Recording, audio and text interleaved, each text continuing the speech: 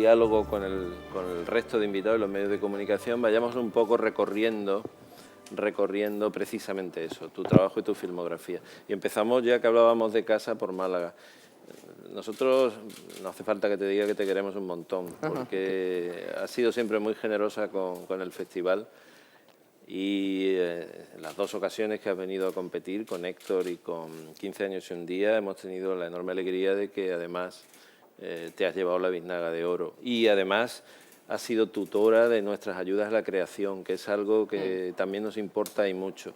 Y en esa línea te iba a preguntar, bueno, aquí estamos con una persona que tiene una experiencia, una trayectoria, y que has podido desarrollar a lo largo de las 7 películas que has dirigido, pues tus propios proyectos. ¿Cómo ves ahora en ese sentido, al hablar de ayudas a la creación a gente más joven, cómo ves un poco el panorama actual de la gente joven que quiere hacer cine en España, y un poco a lo mejor en comparación con el momento en que tú empezaste? Bueno, es que han cambiado mucho las cosas, ¿no? Desde el punto de vista legal incluso. Hubo un momento, por ejemplo, que el ICA tenía ayudas al desarrollo de guión, que es una cosa importantísima, porque si no hay guiones no hay películas, y si no hay buenos guiones es casi imposible que haya buenas películas, ¿no? Entonces esto de pronto en un momento dado pues desaparece. Con lo cual, y también desaparece una cierta costumbre, que era la de que los productores contrataran a profesionales, a guionistas, pagándoles un porcentaje pequeño de lo que podía costar ese presunto guión, a la espera de si el guión se hacía, pero ese trabajo se pagaba. Eso se ha ido perdiendo de alguna manera, de tal forma que al final nosotros como guionistas nos autofinanciamos nuestro guión, y si luego conseguimos que la película se haga una realidad, ese guión se nos paga. Si no hay ayudas a la creación, y empiezo por el guión porque insisto que creo que es lo primordial, que es el pilar básico, estamos completamente perdidos, ¿no? En mis últimas conversaciones con la Comunidad de Madrid, que sabéis, o no sé si sabéis o no, pero siempre ha apoyado el cortometraje y ha tenido unas ayudas al cortometraje, pero no tenía nada con respecto a los largos. Hay, por ejemplo, intención de empezar a colaborar y empezar de alguna manera, a crear algunas ayudas a los largos, y están empezando precisamente por el guión, o sea, intentando crear unas ayudas al desarrollo de guión. Me parece esencial, porque el cine se convierte en industria a partir del momento en que una película se empieza a rodar o se empieza a poder financiar, pero antes que eso hay un trabajo de creación, que es un trabajo muy solitario, que tiene muy poco que ver con lo industrial, pero que si no se sostiene y no es sostenible en cierto sentido, a partir de ahí pues todo de alguna manera va un poco abocado al fracaso, ¿no? Y hay otra cosa importante también en lo que te decía de tu labor como tutora de esos proyectos, porque me parece fundamental que la gente que quiere hacer creación audiovisual tenga el consejo de personas que tienen ya una trayectoria, que tienen una experiencia, un bagaje de conocimiento. En tu caso, y vamos directamente ya un poco a ese recorrido biográfico, en tu caso tuviste a Elías. ¿En qué medida consideras básico y fundamental el trabajo con él y el aprendizaje que tuviste con él cuando a los 13 años ya estabas interpretando Las palabras de Max y cuando poco después estabas ya dirigiendo tu primera película? Es fundamental, quiero decir, para empezar, porque si a lo mejor yo hubiera nacido en una familia de arquitectos, ni siquiera sé si hubiera acabado haciendo cine. O sea, y eso que yo me resistí, ¿eh? O sea, yo tuve una época así larga en la que empecé haciendo sobre todo documental y estaba todavía en aquellos momentos muy confusa, ¿no? Respecto a si de verdad lo que yo quería era dirigir o quería hacer otras cosas. Pero es indudable que a partir del momento en que yo me dedico a esto, he trabajado con Elías a lo largo de muchísimas películas, y he trabajado con Elías sobre todo como guionista, que es algo bastante particular y bastante especial, cuando resulta que el productor es guionista además de la película. Y nunca hablamos de dinero, eso es increíble. Jamás, nunca. Con Elías no se hablaba de dinero. Se hablaba de dinero con el director de producción o con el jefe de producción o tal, y poco también. Se hablaban de otras cosas. También eran otros tiempos, es cierto que ahora no es muy fácil producir como él producía, las cosas han cambiado mucho y en cierto sentido yo creo que han cambiado para peor, porque, bueno, porque de alguna manera tengo un poco la sensación de que toda esa parte más artística, más creativa, más tal, se está, en cierto sentido, se puede llegar incluso a perder porque las condiciones y las patas del banco que uno tiene que tener para poder levantar una película son complejas y no son tan fáciles de conseguir, ¿no? Ya. Hoy hablaba con la gente de CREA SGR sobre un poco la situación actual de las películas en cuanto al formato de producción. Y salía a colación unas declaraciones que hizo Santi Amodeo, que ha sido el premio Eloy de la Iglesia aquí, sobre cómo en este momento se está perdiendo la clase media, bien entendido, de películas dentro del cine español, porque se está ahondando un poco en una separación ya, yo creo, muy perceptible y amplia, entre películas de un formato de producción amplio y películas, a mí no me gusta llamarlas de low cost o de guerrilla, pero sí de una Incluso producción podríamos llamarlas vocacional no de más. low cost, sino de no cost. No cost. ¿Cómo ves tú? ¿Tienes razón, Santi? ¿Lo ves así? Lo veo totalmente así. De hecho, yo en lo poquito que pienso decir esta noche, porque no soy tampoco muy amiga de grandes discursos, pero es verdad. O sea, hay un cierto tipo de cine, que es el cine medio, que es el cine de un presupuesto que está entre, digamos, el 1.300.000 y los 2 millones de euros, que es o 2,5 millones de euros, que es el cine más complicado de levantar en este momento. Pero esto tiene muchísimo que ver con la manera en la que hoy en día se financia el cine, que prácticamente se hace casi imposible si no tienes una televisión detrás. Y estas televisiones, dos de ellas son privadas y tienen, lógicamente, sus directrices y saben muy bien qué cine quieren hacer y qué cine no quieren hacer. Y luego tenemos una televisión española saturada, empobrecida, y de alguna manera a la que llegan la mayor parte, ¿no?, de los proyectos medios. Vamos, todos los proyectos medios, no la mayor parte. Y que no puede dar abasto y no puede dar salida a todos ellos ni a la mitad, probablemente. Luego, además de eso, hay problemas muy claros, ¿no?, para ese cine medio del que hablamos. Bueno, hay problemas de visibilidad, ¿no? ¿Cómo se hace visible ese cine? Claro.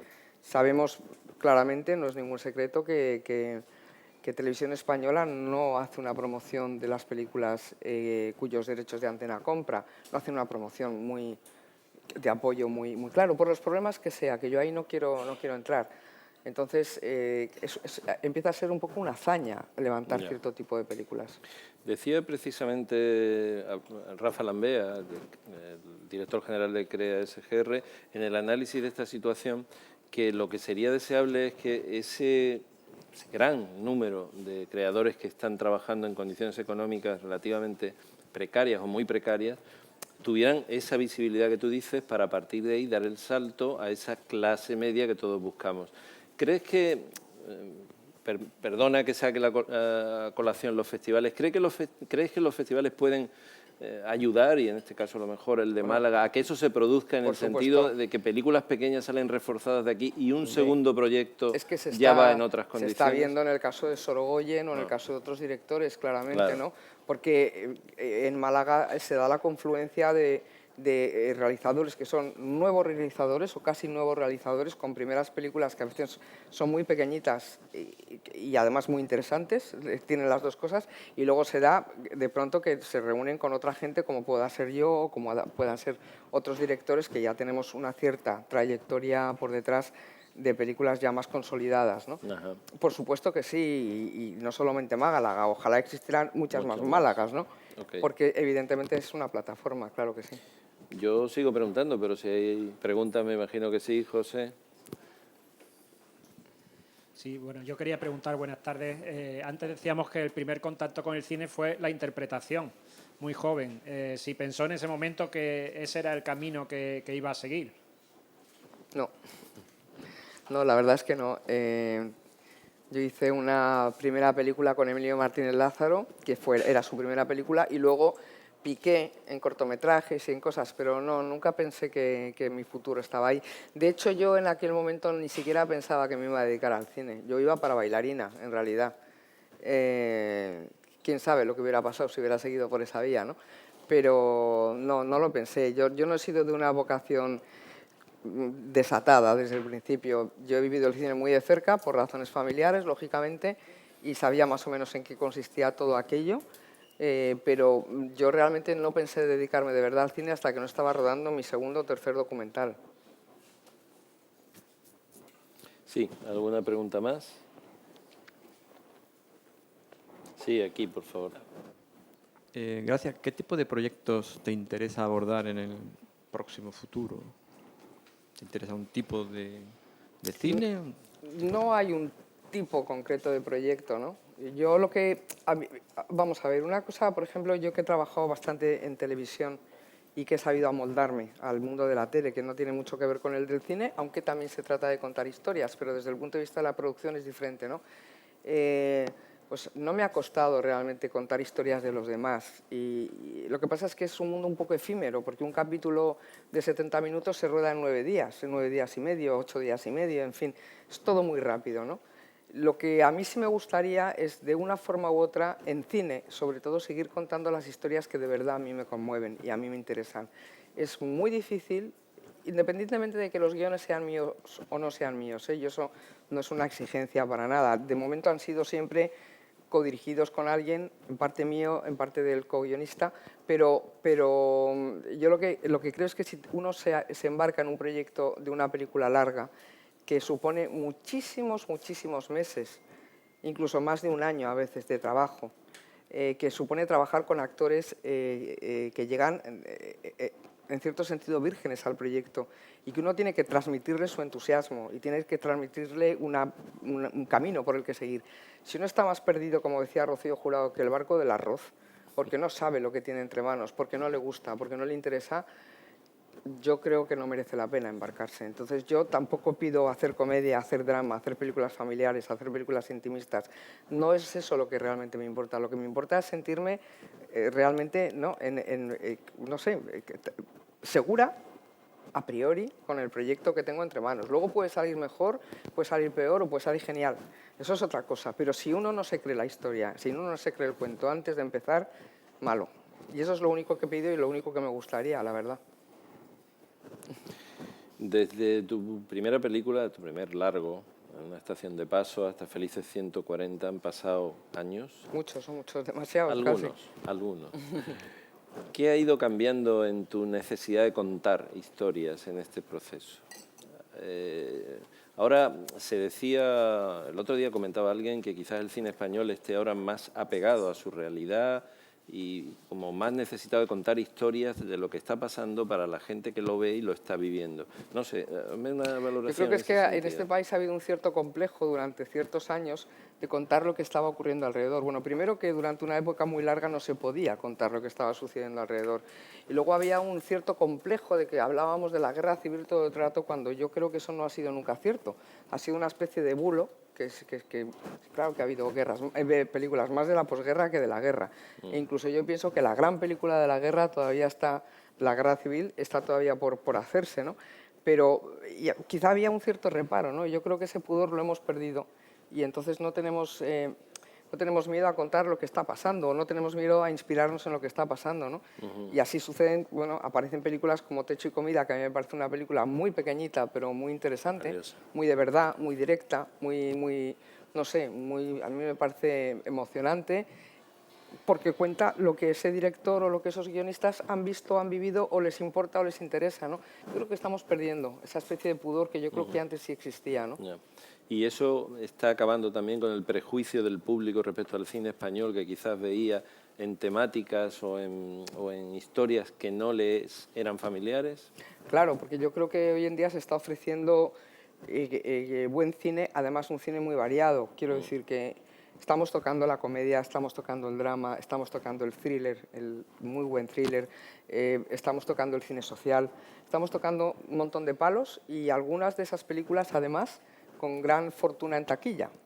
Y eso, de alguna manera, bueno, pues no sé, ha ido como cambiando un poco el asunto, ¿no? Y yo creo que, no sé, es lo que me gustaría decir esta noche también, ¿no? Que empieza a haber una mayor conciliación entre la audiencia y los cineastas, ¿no? Y el cine que hacemos, y que eso yo creo que ese tirón hay que aprovecharlo. Sin duda, me interrumpís cuando queráis, si no yo sigo. Bien, venga.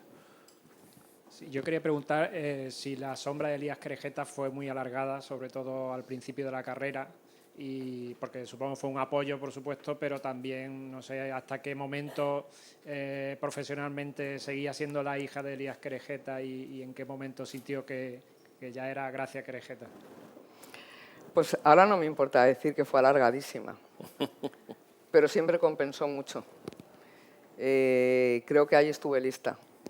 Era mucho mejor aguantar los chaparrones que caían, pero seguir a su lado aprendiendo, que lo contrario, que haberme marchado a la primera de cambio y quedarme sin todo lo bueno y todo lo que mi padre me pudo enseñar, ¿no? No de una manera didáctica, sino simplemente por el día a día, ¿no? Por el día, pero sí, yo no lo pasé nada bien al principio de mi carrera, lo pasé muy mal. Incluso se llegó a decir que una estación de paso la había rodado Elías, cuando Elías era un productor que jamás miraba por el canuto de una cámara, miraba las proyecciones, pero quiero decir, sí, se dijeron cosas muy crueles y muy terribles. Aguanté. ¿Por qué aguanté? Porque estaba con un buen productor, si no aquello hubiera sido insoportable. Esa es la verdad. Con un buen productor no, lamento que igual suene mal, porque yo soy su hija, pero creo que estaba con el mejor.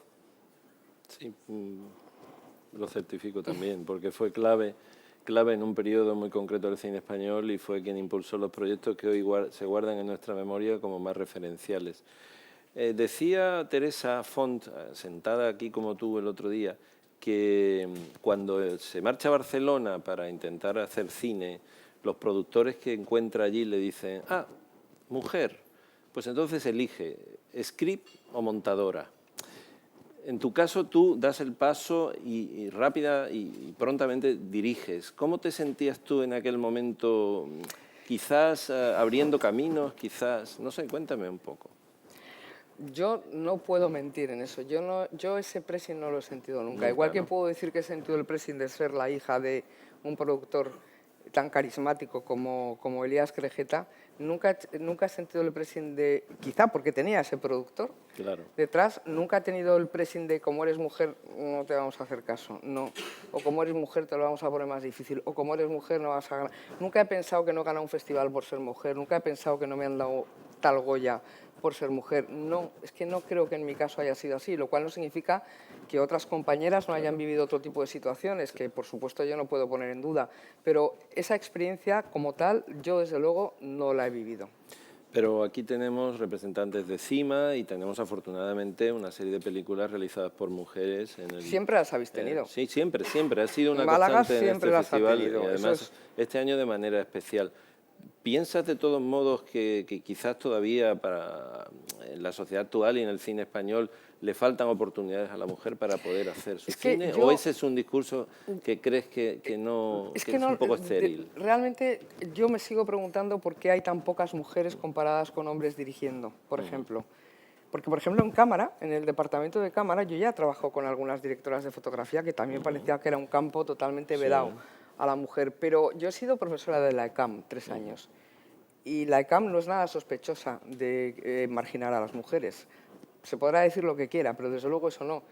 Y todos los cursos en tercero de dirección, que era lo que yo daba, siempre había más hombres que mujeres. Es más, el primer año, que era el curso de Paco Plaza, por ejemplo, no había más que hombres. Y desde luego no se les tenía vetadas a las mujeres se iban a otros lados.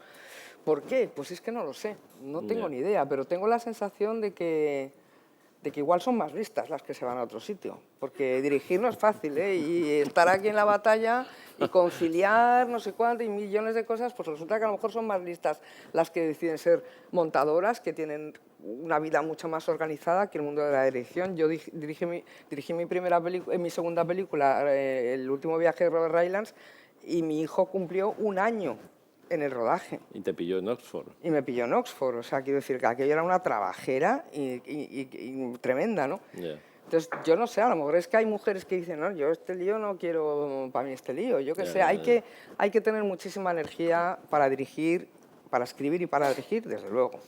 Y bueno, igual yo qué sé, yo no tengo una razón objetiva, yo creo que hoy en día no hay ni un solo productor español que si una mujer le lleva un guión que le interese y que ese productor vea factible de levantar, que ese es otro tema distinto, Yo no creo que le vaya a poner un veto por ser mujer, lo dudo. No. ¿Más preguntas por vuestra parte? ¿No? Bueno, podíamos seguir hablando, pero tampoco te queremos robar mucho tiempo. Esta noche os invito a todos, como siempre hacemos, a que estéis a las 9:30 en el Teatro Cervantes, porque será el momento en que entregaremos la biznaga de plata, en este caso retrospectiva. Eso es siempre una cuestión de la que siempre habláis, a quien le damos la retrospectiva. Me siento joven y no sé por qué me lo viejísimo. dan. No, al No, contrario. yo estoy muy agradecida cuando he comprobado que hay otros colegas más o menos de mi quinta que también se lo han dado. Pero, si no, me hubiera preocupado muchísimo. No, pero porque, te digo, ya aprovecho este pequeño inciso, no se trata de una cuestión de edad, se trata de una cuestión de calidad de lo que se ha hecho. Que te lo agradezco mucho, caso, la aclaración. No, y en tu caso lo que has hecho es muy relevante y por lo tanto digno de ser recuperado y ser visto en el marco del festival con la excusa de hacerte venir a Málaga, que es lo que de verdad que queremos, me gusta, y en darte realidad. una biznaga. Entonces, a las 9:30 nos vemos en el Teatro Cervantes. Y mientras tanto, toda esta semana lo hemos hecho y lo repetimos. Hacemos como un tráiler, un avance de lo que va a pasar allí. Allí te van a dar en mucha mayor extensión un aplauso parecido a este. Muchas gracias.